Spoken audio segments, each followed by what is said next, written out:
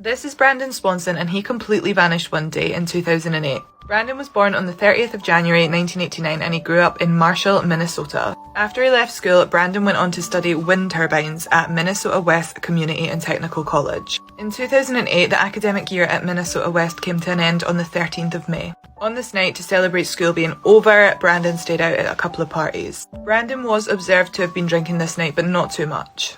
Brandon left the party just before midnight to drive the 30 miles home in his Chevrolet Lumina. Just before 2 a.m, Brandon called his parents and told them that he had run his car off the road and that it was stuck in a ditch. He was uninjured, he was communicating very well, and he asked if they could come and pick him up. Brandon's parents, Annette and Brian, drove to the exact location that he said he was, and they kept Brandon on the phone the entire time. When Annette and Brian arrived at this location, they couldn't see each other. They were still on the phone and they were flashing their headlights back and forward to see if they could see anything, but they couldn't see each other at all, which was really weird because according to Brandon, this is where he was. They were all in the exact same location. After a while of this, Brandon admitted defeat and he decided he was just going to walk home. Brandon believed that from where he was, he could see the lights of a town called Lynn, so he was going to walk towards there. It was about 7 miles, and he told his parents to drive there and they could meet him at a bar and pick him up in the car park. Brandon began making his way towards Lynn and he was still on the phone and he was talking away normally, and after about 2:30 in the morning, he urgently stopped what he was saying and went, "Oh shit," and then his parents heard nothing more. The line stayed connected until Brandon's mum hung up and tried to phone him back, but he never answered that call. This was the last time that Brandon Swanson was ever heard from. It's also important to note that while Brandon was on the phone just before he said "oh shit" and disappeared, he mentioned that he was passing fences and that he could hear running water, like a stream. At 6:30 the next morning, not knowing what happened to their son, Brandon's parents reported him missing to the police. Lynn police initially said that Brandon was a young guy, been out drinking, and he had a right to be missing.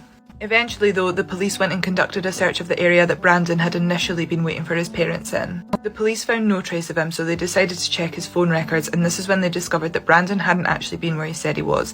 He was actually 25 miles away in a place called Taunton. When the police went to Taunton, they did indeed find his car still in a gravel ditch, and because it was a gravel path surrounding the car, they couldn't identify any footprints that might indicate the way that Brandon had walked. Police searched the surrounding area with an aerial team as well as bloodhounds. The bloodhounds did pick up a scent, but they traced it for about 3 miles, and then when they came to a stream, that's where the scent ended. Since Brandon disappeared, 122 square miles of land has been searched with nothing turning up, and 90 leads have been followed as well in connection with his disappearance, but nothing has been found. It is theorised that he drowned that night, but his mother Annette does not believe this, and she actually campaigned to pass Brandon's Law. Brandon's Law meant that all missing adults, just like children, had to be investigated the minute they were reported. Annette Swanson knows that this cannot help her son, but she hopes that it will help other missing adults in the future.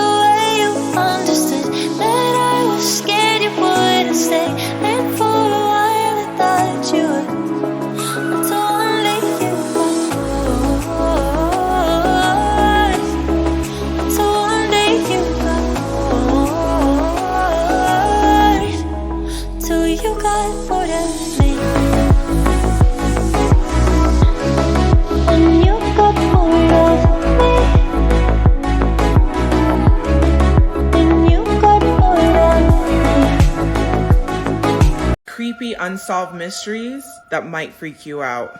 Number 1, Asia Degree. Born August 5th, 1990. Went missing at the age of 9 years old in Shelby, North Carolina. In the early mornings of February 14th, 2000, for reasons unknown, she packed her book bag and left the family home. She began to walk North Carolina's Highway 18 despite rain and wind conditions, and several motorists that were passing by did witness the girl walking along the highway. When someone turned around to attempt to approach the girl, she left the roadside and ran into a wooded area. In the morning, her parents discovered that she went missing, and no one has seen her since. Asia Degree has been missing for 21 years. She disappeared without a trace on a cruise. This is the unsolved disappearance of Amy Lynn Bradley. In March 1998, the Bradley family, Ron and Eva and their adult kids Amy, 23, and her brother Brad went on a fun-filled cruise on the Caribbean Rhapsody of the Seas. It took off in Puerto Rico, and the voyage would take them to Aruba and many other beautiful destinations.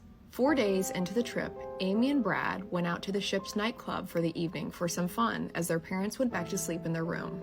On March 24th, morning came, and Amy's dad awoke at 5:30 a.m. to see Amy sleeping on a lounge chair on the deck of the family's stateroom. But when he looked back at 6 a.m., Amy was gone. He noticed that her cigarettes and lighter were missing, so they thought she went out for a smoke, but Amy didn't take her shoes, so they assumed she didn't go far.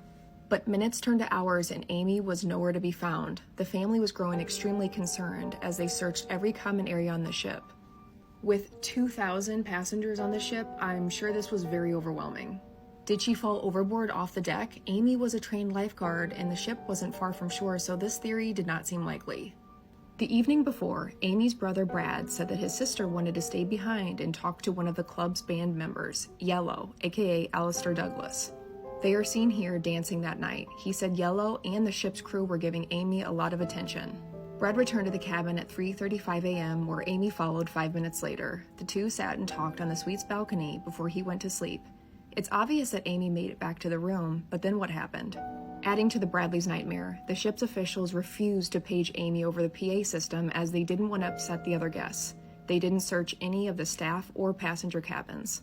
They also refused to keep the ship at sea. They docked at their next stop in Curacao, and the family feared that Bradley's kidnappers would have ample opportunity to escape. At one of their dinners, Amy's dad remembers one of the waiters asking for Amy's name and showing a lot of interest in her. Amy said the crew gave her the creeps. Another bizarre detail, the family had photographs taken on the ship. The guests could come back and pick up their pictures later, but oddly enough, Amy's photo was missing. A witness said that she saw Amy with Yellow the morning she disappeared, but Yellow denies this. The Bradley family has searched everywhere for Amy, and there have been countless sightings of Amy lookalikes throughout the years. But to this day, Amy has never been found, and 23 years later, her case remains unsolved. This case has haunted people for years. What are your thoughts? Caitlin Dennison was 19 years old at the time of her disappearance and hasn't been heard from since she arrived in Midland after boarding a plane from Nevada. We didn't have any idea that she was planning on leaving, nothing, and none of her friends knew, said Caitlin's sister Rachel. Caitlin Dennison boarded that plane sometime around January 9th of 2018 for Midland. January 9th, she texted Rachel and said, "Hey, I'm going to call you at this time and pick up. And then that time came and she didn't call. So the next day she did call Rachel and said, "Hey, I'm in Midland, Texas. I'm inside a Walmart right now using the Wi-Fi to call." She didn't have service on her phone. Caitlin's family and friends didn't know that she even knew anyone from there and were shocked to hear she was there. It was a call that would change the lives of the Dennison family. She called Rachel, said she was scared. She said that the man she was with made her scared for her life. She hung up abruptly, sent her location to Rachel, and stopped answering. The location pinged to the Walmart on Midland Drive near Loop 250. Caitlin was also 1 to 2 months pregnant at the time of her disappearance, adding to the family's worries. Her phone hasn't picked up service since that day, and the phone hasn't been found either. There's also been no information provided by the airport as to who bought Caitlin's plane ticket. Surveillance video from the airport where Caitlin was picked up is gone, and so is the surveillance video from the Walmart Caitlin visited during that last phone call. There is ring footage that her sister believes is her. YouTuber Kendall Ray has recently covered her case as well, and a billboard was recently put up.